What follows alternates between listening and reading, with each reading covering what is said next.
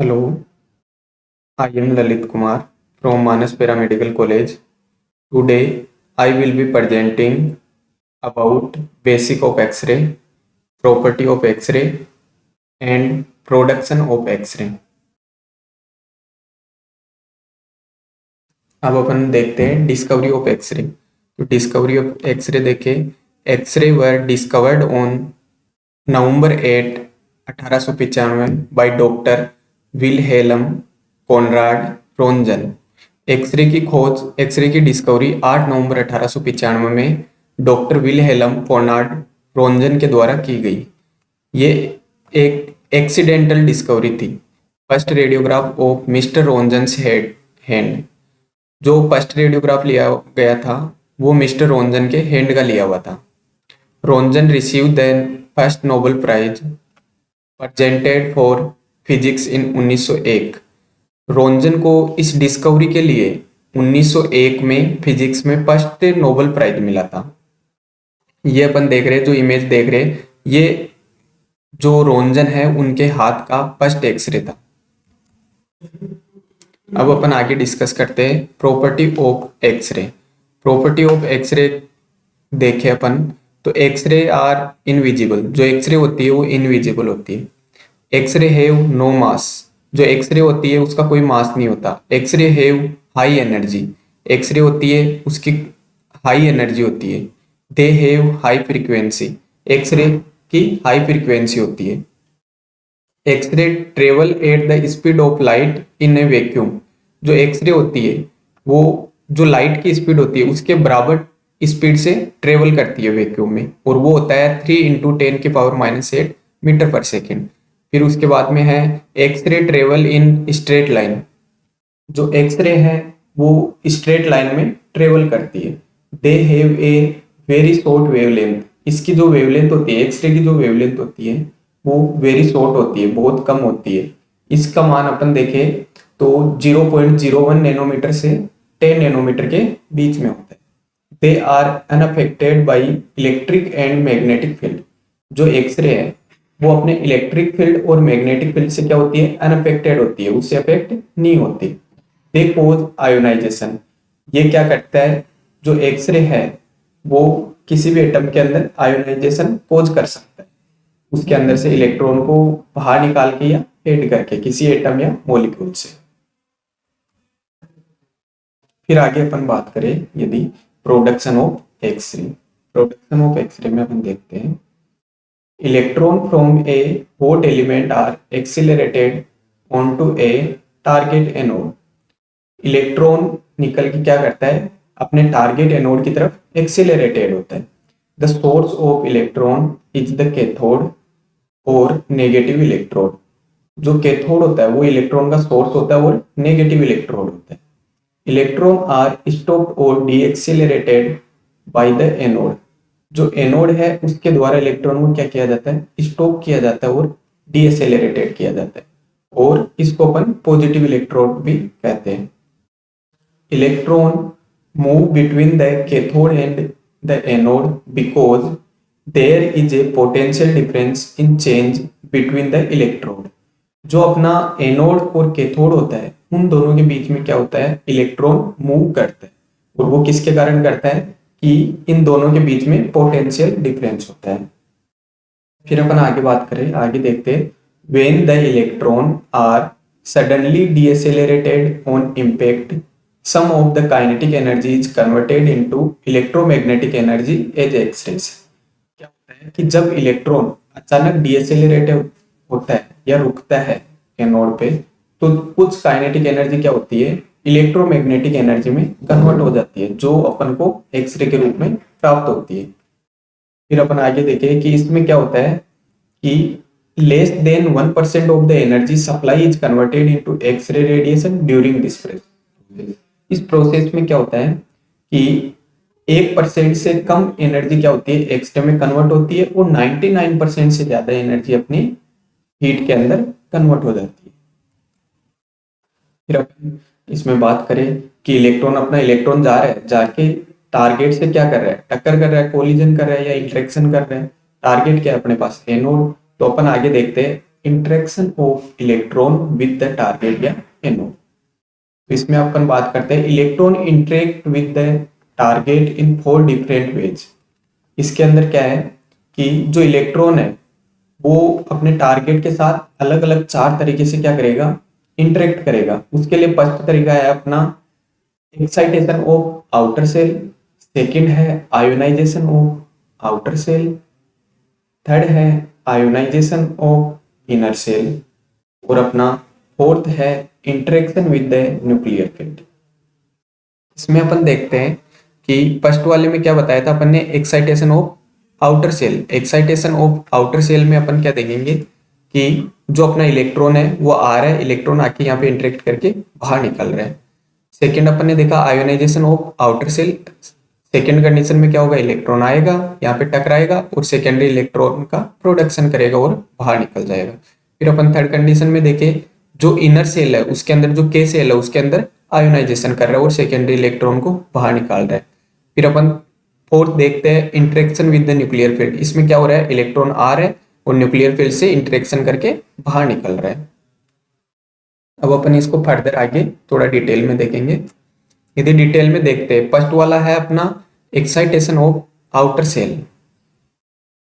Excitation of outer shell में अपन देखें the incident electron interact with an electron in the outer shell of the target.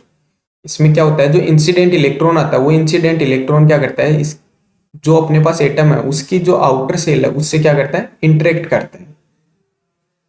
फिर आगे देखिए अपन, it transfer a small amount of energy to the outer shell and displace it to a higher energy level. इसमें क्या होता है, जो electron आ रहा है वो इलेक्ट्रॉन आके क्या करेगा, अपनी कुछ अमाउंट एनर्जी का इस सेल में देगा, आउटर सेल में देगा और वहां से क्या हो जाएगा, डिस्प्लेस हो जाएगा। फिर उसके बाद में इसकी अपनी सेकेंड कंडीशन आती है ionisation of outer cell.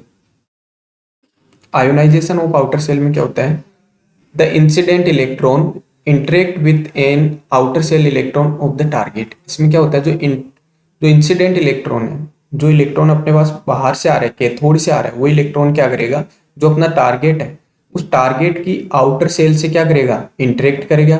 Outer cell से इंटरेक्ट करके क्या करेगा, it transfer sufficient energy and remove an electron from the outer cell.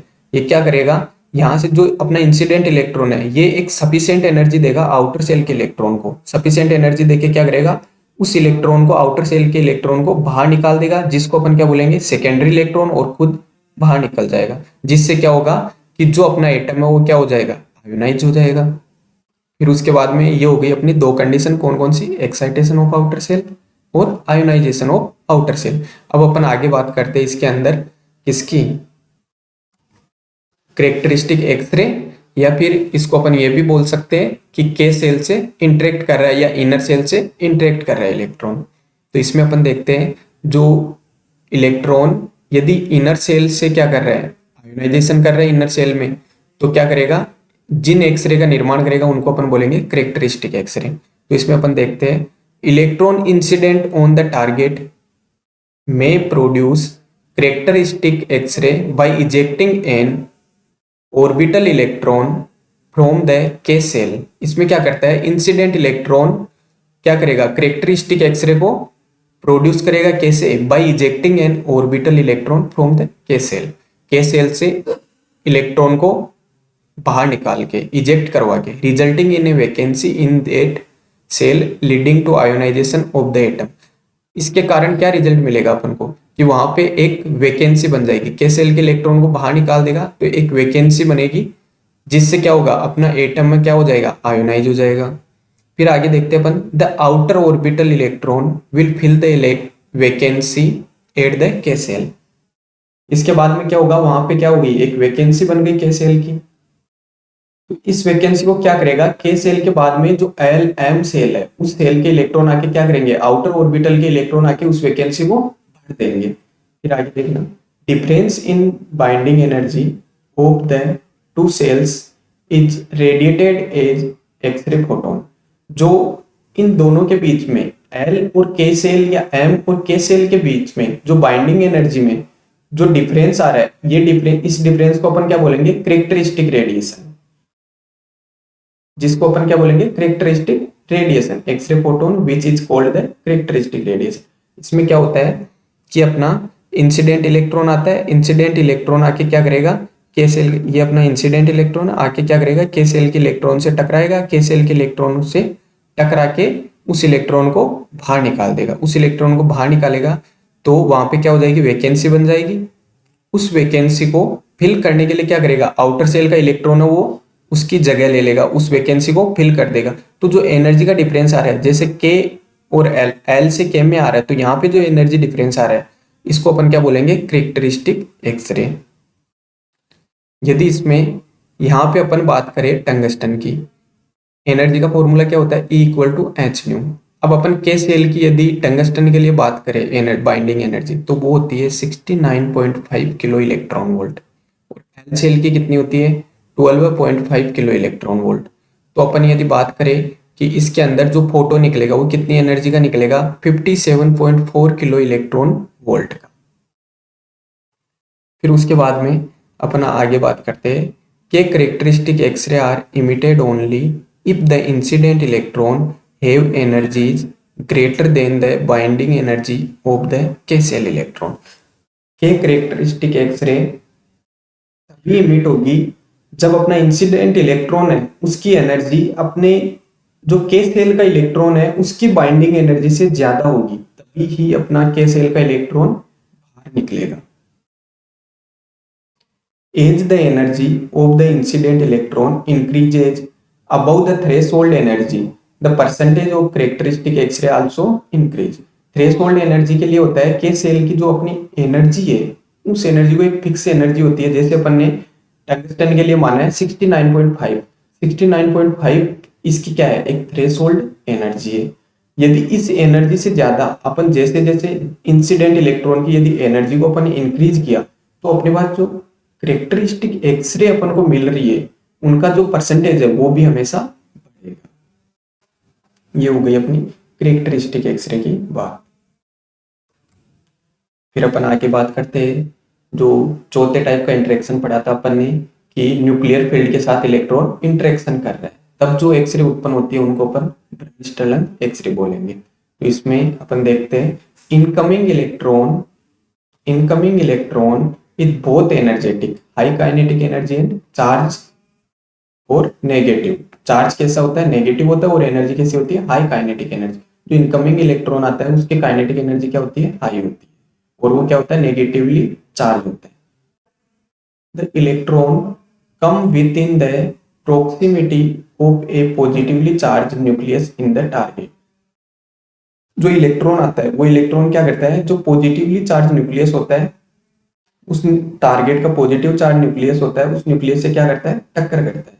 Coulombic force attract the decelerate the electron causing a significant loss of kinetic energy and a change in the electrons trajectory। इसमें क्या होगा, जो coulomb force है, coulomb force के कारण क्या होता है, कूलम्ब फोर्स क्या होता है कि दो आयनों के बीच लगने वाला फोर्स होता है। तो इसके अंदर क्या हो गया, अपना न्यूक्लियस तो होता है पॉजिटिव और जो इलेक्ट्रॉन आ रहा है वो होता है नेगेटिव। तो कूलम्ब फोर्स के कारण क्या होगा, जो इलेक्ट्रॉन अपना हाई स्पीड से आ रहा है या हाई काइनेटिक एनर्जी के थ्रू आ रहा है वो इलेक्ट्रॉन क्या होगा, वहां पे आके डीएसेलेरेट हो जाएगा, मतलब न्यूक्लियस अपनी तरफ उसको खींचेगा। तो उसकी जो काइनेटिक एनर्जी है उसमें लॉस होगा, काइनेटिक एनर्जी में लॉस होगा। तो क्या होगा, वहां पे जो काइनेटिक एनर्जी का लॉस हुआ है वो काइनेटिक एनर्जी एक फोटोन के रूप में निकलेगी, जिसको अपन क्या बोलेंगे, ब्रह्मस्टलन एक्सरे। देखो आगे क्या लिखा है, an X ray photon with energy equal to the kinetic energy lost by the electron is produced। जो फोटोन के द्वारा जो एनर्जी काइनेटिक एनर्जी का लॉस हुआ है अपने पास, वो एनर्जी क्या होगी, अपन को एक फोटोन के रूप में मिलेगी। यहाँ पे क्या पता चल रहा है अपन को, conversion of energy. Conversion of energy मतलब जो काइनेटिक एनर्जी थी वो एक फोटोन में बदल गई, एनर्जी का क्या हो रहा है, कन्वर्जन हो रहा है। दिस रेडिएशन इज टर्म्ड ब्रह्मस्टलन या ब्रेकिंग रेडिएशन। इसको ब्रेकिंग रेडिएशन क्यों कहते हैं, क्योंकि ये क्या करती है, जो अपना इलेक्ट्रॉन आ रहा है उस इलेक्ट्रॉन को रोकती है। उसको रोकने के कारण क्या होता है, जो रेडिएशन उत्पन्न होती है उस रेडिएशन को अपन क्या बोलते हैं, ब्रेकिंग रेडिएशन या ब्रह्मस्टलन एक्सरे। फिर आगे देखते हैं इसमें, the X ray energy depend on the interaction distance between the electron and the nucleus. जो एक्सरे अपने पास प्रोड्यूस हो रहा है, उस एक्सरे की एनर्जी जो इंटरेक्शन के बीच में डिस्टेंस है, अपने न्यूक्लियस और इलेक्ट्रॉन के बीच में जो डिस्टेंस है उस पर डिपेंड करती है। इसमें अपन देखते हैं, a direct collision of an electron with the target nucleus result in loss of all of the electron's kinetic energy. ये बोल रहा है कोई भी इलेक्ट्रॉन आके डायरेक्ट अपने, जैसे फर्स्ट कंडीशन वाला इलेक्ट्रॉन है, ये डायरेक्ट आके क्या कर रहा है, न्यूक्लियस से टकरा रहा है, तो इससे क्या हो रहा है कि हाई काइनेटिक एनर्जी का लॉस हो रहा है। अपने पास हाई काइनेटिक एनर्जी का लॉस हो रहा है, तो जो अपन को एक्सरे प्राप्त हो रही है वो एक्सरे क्या होगी, हाई एनर्जी की एक्सरे प्राप्त होगी, मैक्सिमम एनर्जी की एक्सरे प्राप्त होगी।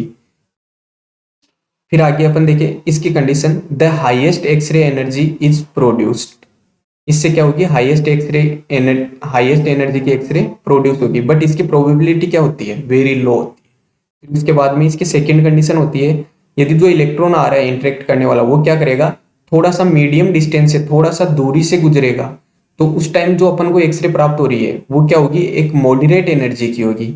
और यदि अपना इलेक्ट्रॉन थोड़ा दूर से जा रहा है, न्यूक्लियस से दूर से जा रहा है, तो उससे जो अपन को एक्सरे प्राप्त होगी वो क्या होगी, वेरी लो एनर्जी की ब्रह्मिस्टर लंग एक्सरेज अपन को प्राप्त होगी। Thank you.